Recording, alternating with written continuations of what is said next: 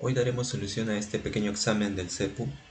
La primera pregunta nos habla sobre los isótopos. Los isótopos son átomos de un mismo elemento que tienen una característica en común, que es el número atómico, ¿sí? Es decir, que tienen la misma cantidad de protones.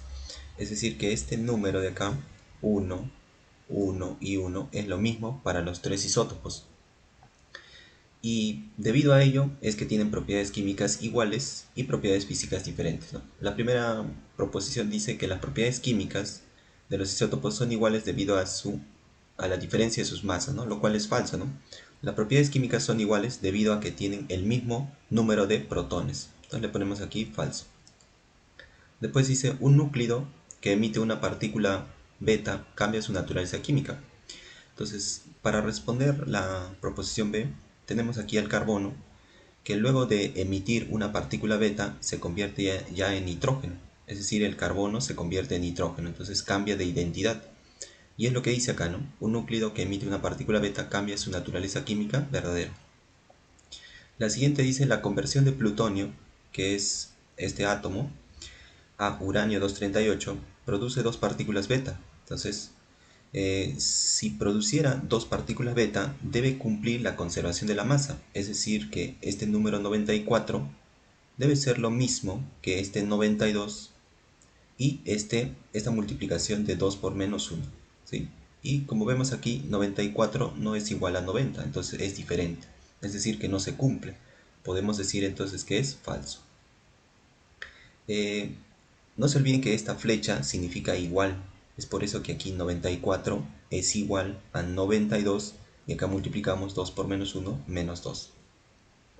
En los iones el número de electrones es diferente al número de protones, eso es correcto. Tenemos acá un ejemplo de un ion que antes de que fuera ion tenía 7 electrones y 7 protones, ¿sí? Este número indica la cantidad de protones y electrones. Eso es cuando era antes átomo neutro. Pero una vez que ganó 3 electrones, ahora ya cambió. Los electrones ahora son 7, pero con los 3 que ganó ya son 10. En cambio los protones sigue siendo lo mismo. Los protones nunca cambian, siempre va a ser lo mismo.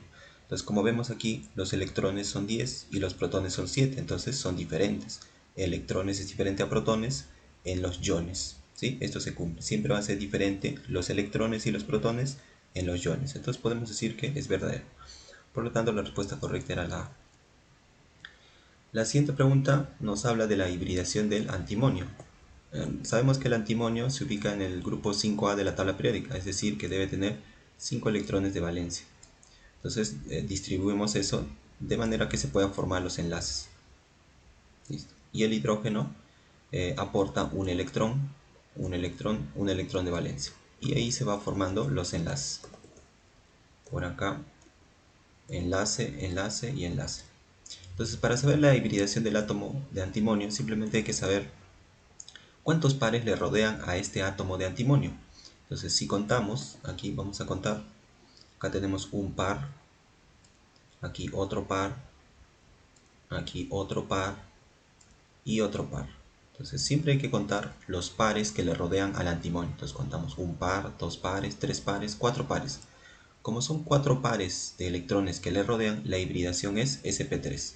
Entonces, hibridación sp3 para el antimonio. Por eso la respuesta correcta es la D. Y acá nos piden el estado de oxidación del elemento X. Entonces debemos recordar que el cianuro es un anión de carbono y nitrógeno con carga -1. El amoníaco es una sustancia molecular, es decir, que no tiene carga. Entonces la carga es 0. El oxígeno tiene carga -2. Entonces simplemente vamos a darle una variable al estado de oxidación de X, una letra A. Sabemos que el oxígeno va a ser -2, el cianuro va a ser -1 y el amoníaco, como es molecular, va a ser 0. Entonces sumamos todo esto, sería A por 2 sería 2A, y acá -2 por 2 sería -4, -1 por 4 sería -4, y acá 0 por 2 sería 0. Y eso lo igualamos a esta carga, lo igualamos a la carga que sería -2. Y de ahí va a salir el valor de A. Acá sería -8, -8 pasa, sería 6 y la mitad de 6 sería 3. Entonces el estado de oxidación es +3. ¿Sí? Entonces la respuesta correcta era 3 por acá. Listo. Otra pregunta que también apareció es el balance de reacciones por el método ion-electrón, ¿no? Bueno, algunas cosas que debemos de saber es que el cromito es un anión CrO2-1 y el bromuro es un anión bromo 1-, ¿no? Carga 1-. Y si por ahí en algún otro problema aparece cromato, sería CrO4 2-. Esa es la carga. Y para balancear en medio básico hay que buscar dónde hay exceso de oxígeno y colocamos agua. Y si necesito balancear hidrógeno, coloco OH. Ahora, aquí el problema dice que la reacción entre el cromito de sodio, entonces esto vendría a ser el cromito de sodio, ¿sí? Cromito es este anión y le agregamos el sodio. Con bromuro de sodio, el bromuro vendría a ser este bromo negativo acá, pero dice bromuro de sodio. Produce el bromo molecular. El bromo molecular es este bromo diatómico. E hidróxido de cromo 2, el hidróxido de cromo 2, ¿sí? Ahí está. Y me pregunta cuánto NaOH, o sea, hidróxido de sodio, se obtendrá por cada molécula de bromo. Pues, como acá ya tenemos sodio, entonces no podemos colocar acá el hidróxido de sodio. Entonces, este compuesto hidróxido de sodio necesariamente tiene que ir en la parte derecha, en los productos, ¿sí? Entonces, hidróxido de sodio se coloca en la parte derecha. Y ahora procedemos a balancear. Aquí extraemos el cromito, ¿sí? Ahí está CrO2 1-, ese cromito se va a convertir a hidróxido de cromo. Y entonces al momento de hacer el balanceo me doy cuenta que tenemos dos oxígenos y dos oxígenos, pero los hidrógenos están mal. Entonces hay que balancear estos hidrógenos. Entonces podemos aplicar esto, podemos decir que si quiero balancear hidrógeno agrego OH, pero eso va a ser más extenso la solución. Podemos razonar un poco más y decir, si acá hay dos hidrógenos y acá faltan dos hidrógenos, mejor coloco agua. En vez de seguir la regla, mejor coloco agua y con el agua voy a tener dos hidrógenos y justo necesito dos hidrógenos.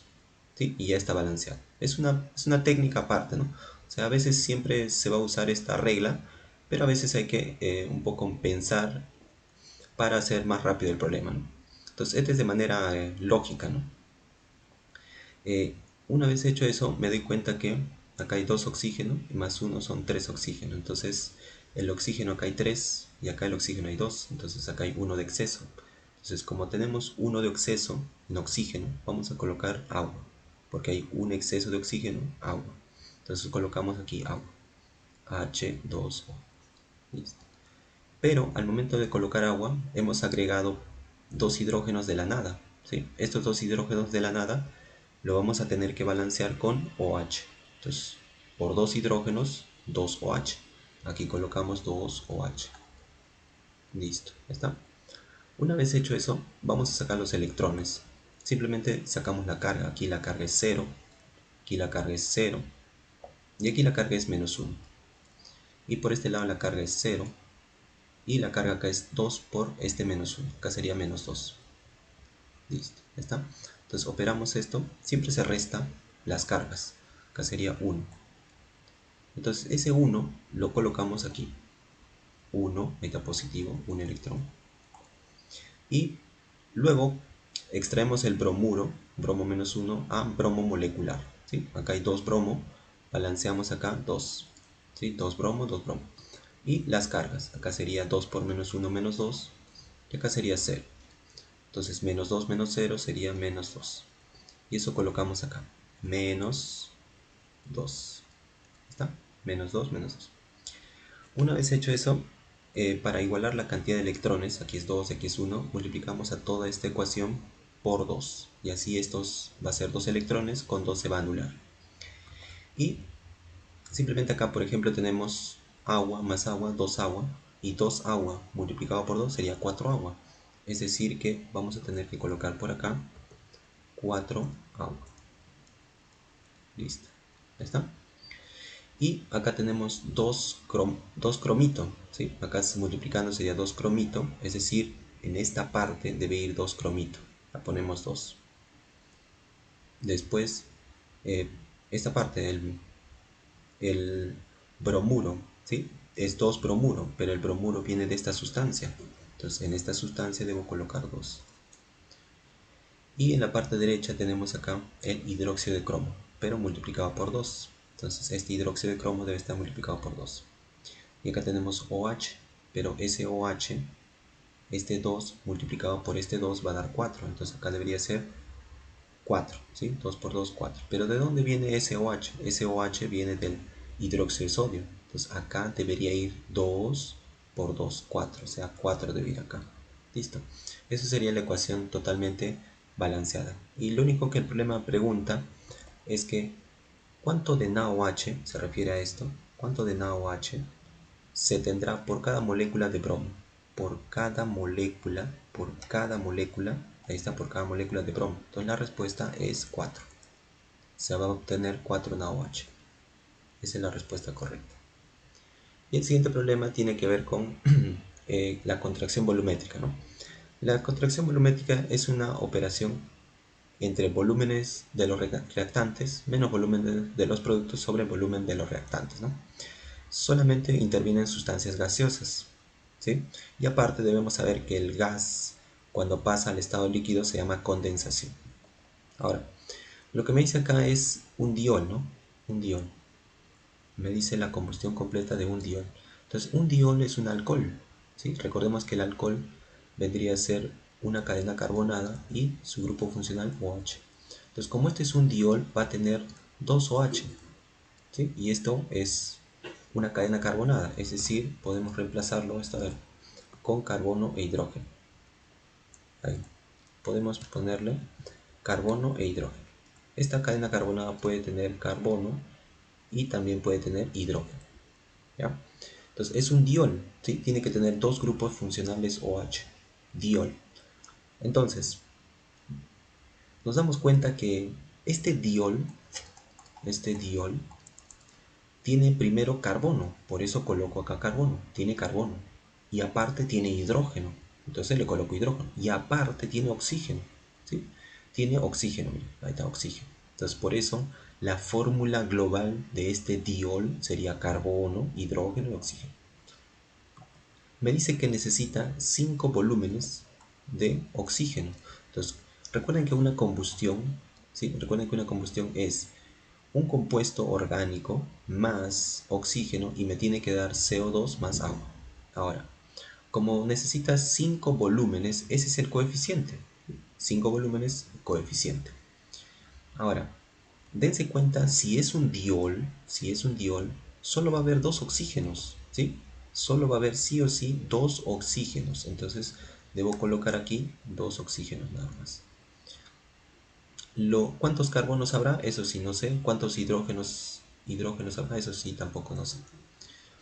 Entonces, también me da la contracción volumétrica, pero luego de condensar el agua, ¿sí? Porque cuando ocurre la combustión, el agua es vapor, ¿sí? El agua es vapor, entonces ese vapor, o sea, ese gas se va a condensar, es lo que dice, ¿no? Se condensa y se convierte en líquido. Entonces, ese líquido ya no lo voy a considerar en la fórmula, porque solamente intervienen sustancias gaseosas y el líquido no. Entonces, descarto el agua. ¿Sí? El agua lo descarto. Entonces, solo voy a emplear el oxígeno, que es un gas, el CO2, que es un gas. El alcohol es un líquido. Sin embargo, como es una sustancia que tiende a combustionar, tiende a evaporarse muy fácilmente por ser un alcohol, entonces vamos a considerarlo como si fuera un gas. Entonces, procedemos a utilizar la fórmula de la contracción volumétrica. Por acá, listo, contracción volumétrica sería igual. Volumen de los reactantes, se supone que acá el coeficiente va a ser 1, entonces el volumen de los reactantes será 1, sumado con el otro reactante sería 5, menos el volumen de los productos solamente sería esto, el producto. El líquido no se considera, solamente el gas. Entonces acá no se sabe, ¿no? Le puedes poner X sobre volumen de los reactantes. Los reactantes son 1 y 5. 1 y 5. Y esa contracción volumétrica dice que es un tercio. Ahí está. Entonces de ahí vamos a tener que operar y sacar X. Acá sería 6, que está dividiendo pasa a multiplicar, sería 6 entre 3, 2. Y el X pasa al lado derecho y acá sería 6 menos ese 2, 4. X haría 4. Entonces ¿Qué era X? X vendría a ser el coeficiente de, aquí, el coeficiente del CO2, ¿sí? Como era gas, era su coeficiente, 4. Ya le ponemos aquí 4. Ahora, una vez hecho eso, nos damos cuenta que debe haber 4 carbonos, ¿sí? 4 carbonos, entonces acá debe ser 4. 4 carbonos, 4 carbonos. También nos damos cuenta del oxígeno. Debería haber 10, porque 5 por 2, 10, más 2, 12. Debería haber 12 oxígenos. Entonces acá ya tenemos 8, ¿sí? 4 por 2, 8. Para que sea 12, acá debería ser 4, ¿sí? Porque 4 por 1, 4 oxígenos, 4 por 2, 8, y 8 más 4, 12. Y acá debe ser 12 también, 5 por 2, 10, más 2, 12. Pero los hidrógenos debe ser 8, ¿sí? Si se dan cuenta, 4 por 2 es 8, 8 hidrógenos. 8 hidrógenos por acá, 8 hidrógenos por acá. Entonces le pongo 8. 8 hidrógenos y 4 por 2, 8 hidrógenos. Entonces ya está balanceada la ecuación. Entonces esto sería el diol que me estaba pidiendo, ¿sí? Listo. C4H8 vendría a ser la D, ¿no? C4H8O2. Listo. Y la siguiente pregunta tiene que ver con soluciones, ¿no? Tenemos, el problemita dice que se mezcla 240 gramos de una solución 1 con otra solución de 200 gramos al 10% en peso. Listo. ¿Qué más? Recordemos, el porcentaje en masa es la masa del soluto entre la masa de la solución por 100%. Pero ¿qué es la masa de la solución? La masa de la solución es la masa del soluto más la masa del solvente. ¿Y qué es la solubilidad? La solubilidad es la masa máxima de soluto que se puede disolver en 100 gramos de agua. Siempre, ¿no? En 100 gramos de agua. Ahora, lo que el problema dice es que la solubilidad es 20, ¿sí? 20 por cada 100 gramos de agua. Aquí lo anoté. 20 gramos de soluto por cada 100 gramos de agua. Entonces, lo que yo necesito saber es cuánto soluto hay en esta solución y cuánto soluto hay en esta solución. Entonces, utilizo la solubilidad. Digo, 20 gramos de soluto hay en 100 gramos de agua. Perfecto. Pero puedo hacer esta relación. 20 gramos de soluto, pero yo quiero saber la solución completa. Recuerden que este es el solvente nada más. Yo quiero saber la solución completa. ¿Y cómo encuentro la solución completa? Simplemente sumando soluto más solvente. Lo voy a sumar soluto más solvente, o sea, 20 más 100, 120. Ahí está. Entonces hago esa relación. En 20 gramos de soluto va a estar disuelto en 120 gramos de solución. Ya no solvente, sino solución. Esa es la relación, de 20 a 120. Entonces lo que el problema dice es que tengo 240 gramos, mira, 240 gramos. Entonces, en 240 gramos de solución, ¿cuánto soluto hay? No se sabe, ¿no? Hacemos regla de 3 y el soluto que está disuelto en esta solución son 40 gramos. Y 40 gramos. Entonces ya tengo cuánto soluto está disuelto en esta solución. Ahora, en la siguiente solución ya tengo este dato que era muy importante, ya lo tengo porque dice al 10% en masa. ¿Sí? Solamente tengo que sacar su 10% y ya voy a tener la masa del soluto. Entonces, al final yo necesito sumar ambos solutos, masa del soluto 1, masa del soluto 2. Entonces voy a utilizar esta formulita. El soluto número 1 es 40 gramos, coloco aquí 40, más el soluto número 2, ya me lo dio como dato, es el 10%. 10% no se olviden que es un décimo de la masa total, o sea, la masa de la solución 260, y eso vendría a ser la masa del soluto final o soluto 3. Entonces sacamos 0, 0, sería 40 más 26, sería 66 gramos. Eso sería, ¿no? La masa del soluto resultante. Uy, perdón. Hay que copiar esto acá. Listo, ahí está. Entonces, una vez conseguido eso, digo, finalmente, el porcentaje en masa que me está pidiendo es la masa del soluto sobre la masa de la solución. El soluto final, ahí está, 66 gramos. ¿Y dónde está la masa de la solución? La masa de la solución es la mezcla de todo, ¿sí? Todo esto se mezcla y genera la solución. Entonces debo sumar 240 más 260. y esa suma me da 500. Entonces acá debo poner 500. Listo. Y acá operando todo, me va a salir que el porcentaje en masa final vendría a ser 13,2%. Listo. Esa sería la respuesta correcta, ¿no? Y sigamos concluyendo este examen. Aquí me habla del fenantreno, ¿no? Y cuántos derivados monosustituidos pueden formar. Entonces, el fenantreno es la unión de tres anillos bencénicos, pero el fenantreno es isómero del antraceno, ¿sí? Y el antraceno tiene tres posiciones para isómeros monosustituidos, ¿sí? Tiene tres isómeros de posición para derivados monosustituidos. Nos referimos a la posición alfa, a la posición beta y a la posición gamma. Por ejemplo, este metil tiene posición 9 y la posición 9 es posición gamma. Y la posición gamma entonces podría llamarse esto metil antraceno. Y este bromo está en la posición número 2. Entonces la posición número 2 es beta. Entonces este compuesto se llamaría bromo, ¿sí? Bromo. Y como esto es antraceno, sería bromo antraceno. Y hay otra posición más, la posición alfa. Entonces tenemos tres posiciones, gamma, beta y alfa.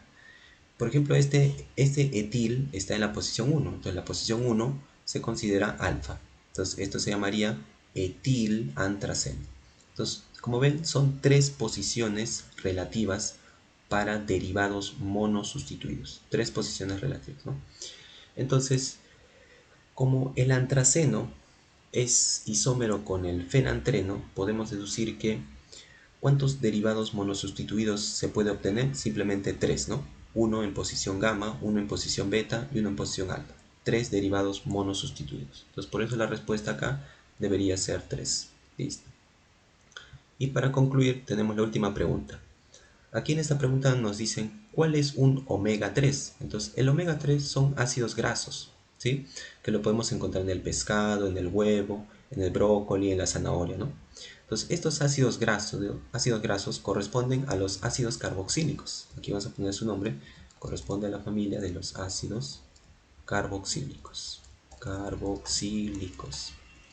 Entonces, para reconocer un ácido carboxílico, tiene que haber una cadena carbonada y el grupo funcional que es denominado COCH, ¿sí? Que se puede separar un carbono con oxígeno y un OH.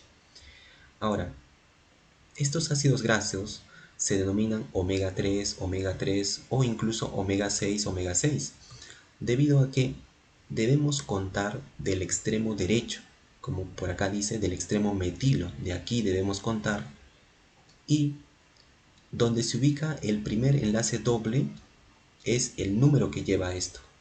Quiere decir que si yo cuento de este extremo, y este es el carbono 1, este es el carbono 2, y este es el carbono 3, y en ese carbono 3 está el enlace doble, entonces toda esta molécula se llama omega 3. Por ejemplo, si yo cuento este es carbono 1, carbono 2, carbono 3, carbono 4, carbono 5, y en el carbono 6 aparece el primer enlace doble, esto se llamará omega 6. ¿Sí? Ahí está su nombre, omega 6. Entonces, ese numerito que lleva, por ejemplo, en la pregunta omega 3, significa que a partir de la derecha es el primer carbono que encuentra un enlace doble. ¿Sí? En ese primer carbono tiene que estar un enlace doble, como por ejemplo esto, como por ejemplo acá. En el carbono número 6 está el primer enlace doble, ¿sí? Contando siempre de la derecha. ¿Ya está? Y por eso se llama omega 6, porque está en la posición 6 en el enlace doble. Por eso se llama omega 3, porque en la posición 3 está el enlace doble, ¿sí? Todo con el enlace doble, nada más. A eso se refiere. Ahora, recuerden que estos ácidos grasos son ácidos carboxílicos. Por eso tiene ese grupo funcional COCH, ¿sí? Acá OH.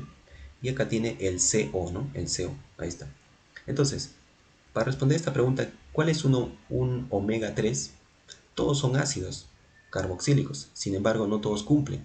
Entonces, esta numeración es muy importante, ¿sí? El único que cumple es, por ejemplo, la alternativa E, que este es el carbono 1, este es el carbono número 2, y en el carbono número 3 aparece un enlace doble, ¿sí? Esa es la condición.